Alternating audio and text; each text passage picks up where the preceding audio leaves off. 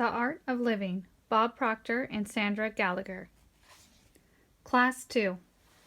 Do exactly what I tell you to do. The infallible recipe for success. There's a book I love, absolutely love, called Think and Grow Rich. It's by Napoleon Hill. The book had a huge impact on the direction my life took. I started reading it in 1961 and everything in my life started to change. And I've never stopped reading it. It's not that I am such a slow reader, it's that there's so much in this book. How it came into my life is quite a story. All these years later, it still amazes me. At the time, I was working for the East York Fire Department in the East York suburb of Toronto. It was the best job that I had ever had up to that point. I really shouldn't have been there. I should not have gotten that job. There were hundreds, maybe even a few thousands of people who applied for that job. There's a certain element of society who all want to be firemen and police officers because firemen and police officers earn a little bit better than factory workers or waitresses. I always thought being a fireman was better than being a police officer because we got to go to bed when we were on duty at night and the police officers couldn't. Anyways, there was an advertisement in the newspaper. They were going to hire 21 firemen in the East York. We had just moved to East York. I grew up in the beaches area of Toronto, and I thought, wow, that would be something. At the time, I was working at a gas station. I would change tires, change the oil, lubricate cars, wash cars. I was doing it for $1 an hour, 48 hours a week, 6 days a week. 1 week a month, I even worked 7 days, so I got 3 days off a month, and I was earning about $50 a week. There was a magistrate who lived 2 doors up from my mother, Magistrate Lynn. I did not know him. I didn't know what the man looked like, but I knew he was a magistrate. So I went and knocked on his door, and I said, "You don't know me, sir, but my mother lives a couple doors from here. They're hiring firemen here in the East York, and I was going to put in an application, and I wondered if there's anything you can do to help me."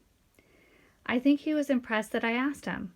He said, "Come on in, son." He got on the phone, called the mayor, and said, "I've got a young, hungry guy here who I'd sort of like to get on the fire department." And whoosh, I was on the fire department. Now you had to weigh 160 pounds. I had never weighed 160 pounds in my life. I was going to the gym, trying to put on weight because I knew I had to have a physical. I was drinking Weight On, concentrated fat, attempting to gain weight. I had to drink orange juice with it so I wouldn't gag. I was trying desperately to put weight on, but I still weighed 135 pounds. So off I go for my physical to the township office, and this old doctor said, "So you're going to be a fireman, are you, son?" And I said, "Yes, sir. Yes, sir."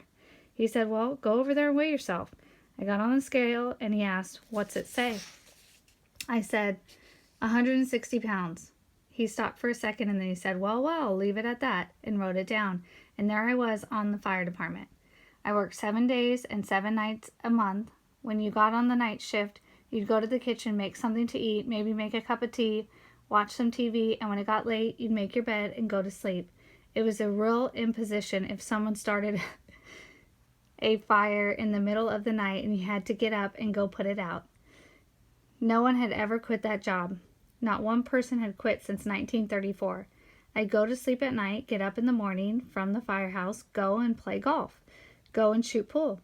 I had doubled my income. I hardly had to work. I was virtually retired. I thought I'd died and gone to heaven. Then one day I was sitting in the kitchen and a man who lived near the firehouse, whose name was Ray Stanford, came up and sat down with me and had his cup of coffee. Ray was an incredible man who spent most of his time trying to wake people up. Ray asked, "Bob, what would you rather be doing?" I said, "I wouldn't rather be doing anything than what I'm doing. I love it. Why wouldn't I like it?"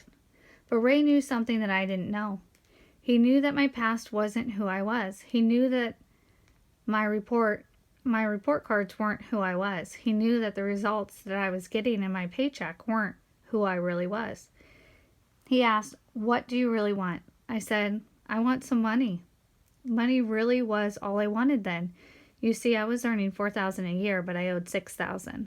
If I took everything I earned for 18 months to pay off the debt with nothing left to live on, I would have just broken even.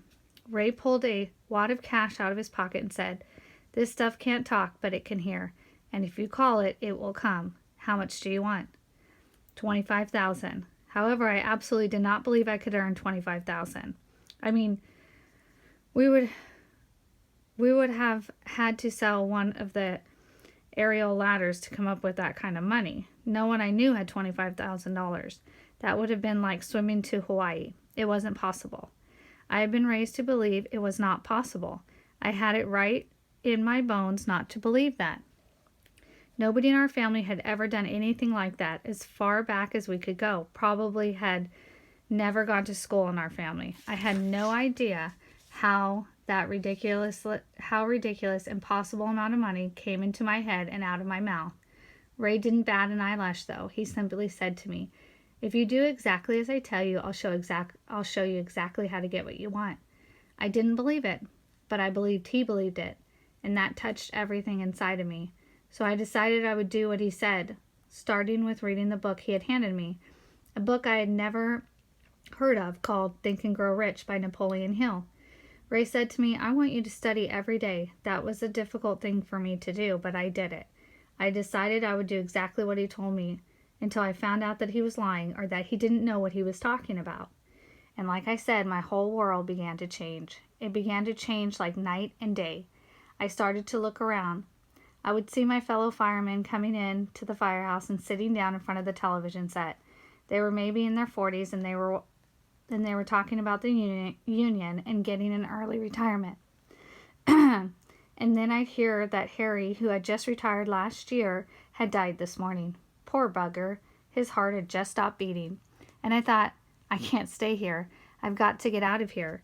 So I continued to do what Ray told me, and I never stopped. Today, if I coach somebody, it's the same deal. You must do exactly what I suggest until you find out I'm lying or I don't know what I'm talking about. That's the deal for you, too. I know you'll think I'm a little crazy, and probably in the mind of the masses, I am. But if you do exactly what I tell you, you'll get the results that you want, just like I did. If you manage people, don't let their behavior screw you up. Don't let what they are getting cause you to think that's what they are capable of. Get them to believe you believe. How do you get them to do that? Just get them to do one simple thing. But get them to commit. Get them to do it every day. Every day, there's no trick to this. This has nothing to do with whether you're smart or not.